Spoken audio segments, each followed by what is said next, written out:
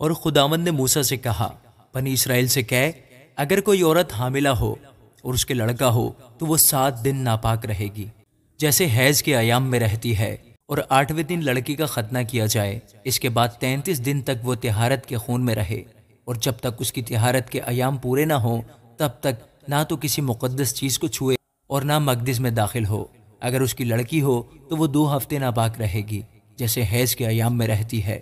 اس کے بعد وہ 66 دن تک طہارت کے خون میں رہے، اور جب اس کی طہارت کے ایام پورے ہو جائیں تو خواہ اس کے بیٹا ہوا ہو یا بیٹی، وہ سوختنی قربانی کے لیے ایک یکسالہ برہ، اور خطا کی قربانی کے لیے کبوتر کا ایک بچہ یا ایک کمری خیمہ اجتماع کے دروازے پر کاہن کے پاس لائے، اور کاہن اسے خداوند کے حضور گزرانے اور اس کے لیے کفارہ دے۔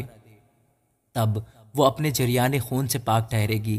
جس عورت کے لڑکا یا لڑکی ہو اس کے بارے میں شرع یہ ہے، اور اگر اس کو برہ لانے کا مقدور نہ ہو تو وہ 2 کمریاں یا کبوتر کے 2 بچے، ایک سوختنی قربانی کے لیے اور دوسرا خطا کی قربانی کے لیے لائے۔ یوں کاہن اس کے لیے کفارہ دے تو وہ پاک ٹھہرے گی۔ آمین۔